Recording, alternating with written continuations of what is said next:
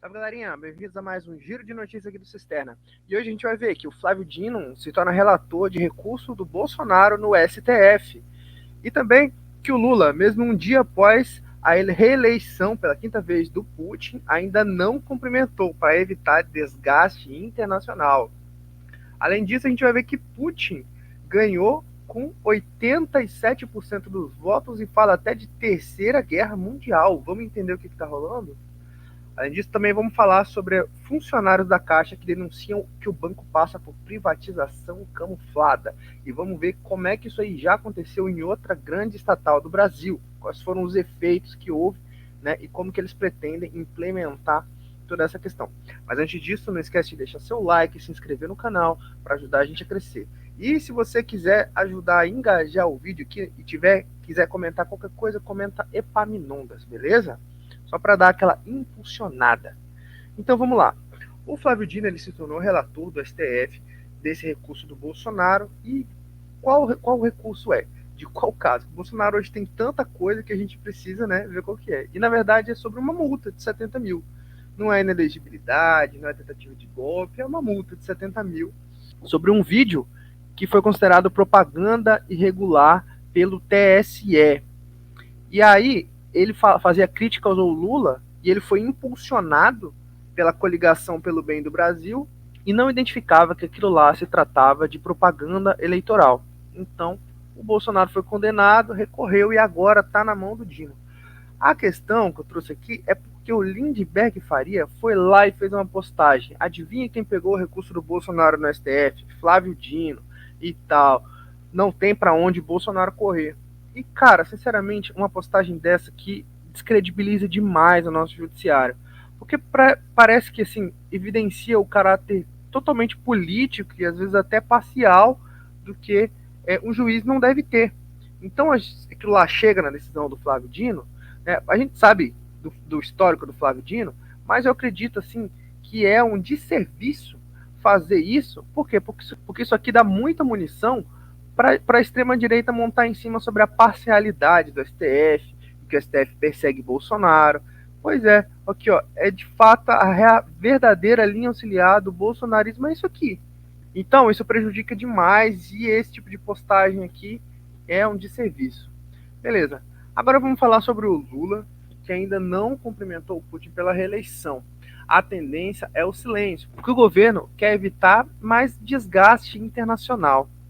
Então, por causa disso, o presidente ainda não cumprimentou oficialmente o Vladimir Putin pela sua quinta vitória consecutiva. E agora ele vai comandar a Rússia até 2030. Quando o Lula foi eleito aqui, o Putin mandou uma nota em que ele destacava a alta autoridade política do petista. E também eles têm relação no BRICS, né? Seria um comportamento esperado do Lula cumprimentar, mas infelizmente isso não aconteceu. Parece que agora ele vai se resguardar essas opiniões políticas polêmicas, né? O Reino Unido e a Alemanha questionaram a lisura da disputa, dizendo que não foi uma disputa democrática, né? Mas outros países também parabenizaram o Putin, como foi o caso do Irã, da Venezuela e da Coreia do Norte. O Putin, ele agora venceu com 87% dos votos. Isso aqui dá muita força para ele, no sentido dele avançar em relação à guerra. Ele falou, inclusive, até de terceira guerra mundial. Por quê?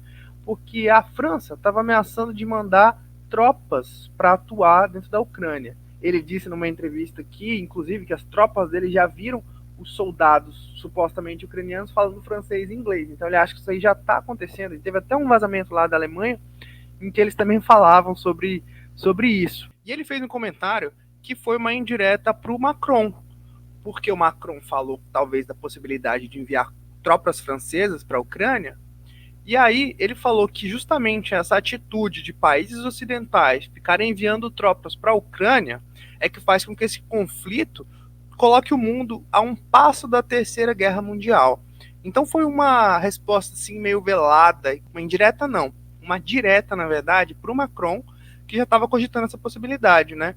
Então ele já sabe que por baixo dos panos, né, os países eles podem estar enviando essas tropas aí e falando assim, ó, se vocês continuarem fazendo isso, vocês que estão colocando o mundo mais perto da Terceira Guerra Mundial. Então, o que acontece? Ele tendo essa vitória expressiva e inclusive Também teve eleição aqui em Kherson, Zaporizhia, Donetsk, Lugansk, Crimeia. Então todos esses países, essa região aqui, que era da Ucrânia, que está ocupada pela Rússia agora, votou também nessa eleição, né?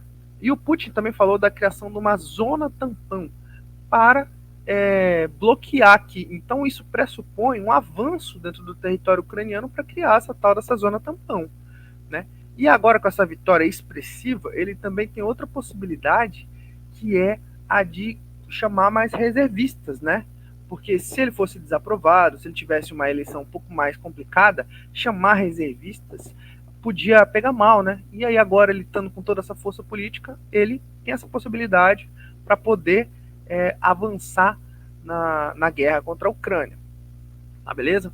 Agora vamos falar também aqui sobre os funcionários da Caixa denunciaram que o banco agora está passando por uma privatização camuflada.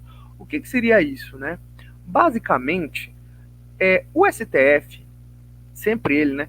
Em 2019, ele acabou julgando uma ADI, uma ação direta de inconstitucionalidade, que inclusive foi feita pela Federação Nacional de Pessoas Associadas à Caixa Econômica, FENAI, por conta dessa lei 13.303 de 2016, que dizia que subsidiárias de estatais não exigem autorização legislativa para ser vendida. O que acontece? Se a gente fosse privatizar uma estatal, por exemplo, precisa ter autorização do Congresso para isso. Mas, se a gente fizer uma subsidiária, a subsidiária, que é um patrimônio público também, não precisa de autorização legislativa, decidiu o STF. E o que isso abriu margem? Por exemplo, a Petrobras, que vendeu 244 bi em 7 anos. Então, basicamente, o que eles faziam? Pegavam um gasoduto, lá, TEG Transportadora de Gás, criavam uma empresa e vendia uma subsidiária. E não precisa de autorização legislativa, e assim foi feito. E a Petrobras vendeu a BR, vendeu o gasoduto, vendeu um monte de bens que era patrimônio público, a empresa diminui, o mercado aumenta o seu poder em relação às estatais, aumenta seu patrimônio, e é isso que eles estão agora tentando fazer com a Caixa. A Caixa, que agora está sendo controlada pelo Lira, através das negociações do Lula para poder compor a base, ele teve que entregar a Caixa para o Lira.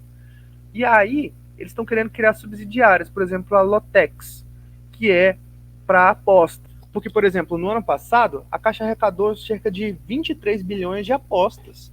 E 7,8 bilhões foram pagos aos apostadores e 9,8 foram destinados a programas sociais, né? Mas todas as operações que eventualmente derem lucro e puderem ser criadas subsidiárias, eles vão criar, né?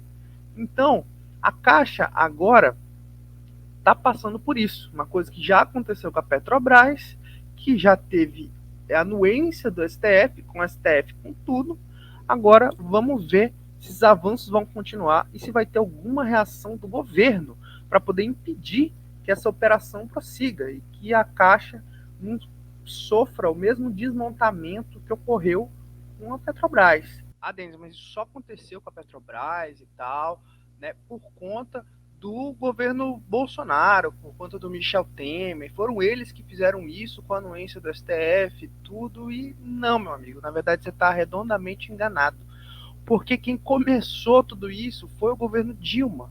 No governo Dilma foi vendido 26,9 bilhões, 11% do total da empresa. Ou seja, quem abriu a porteira para passar boiada, na verdade, foi o governo petista.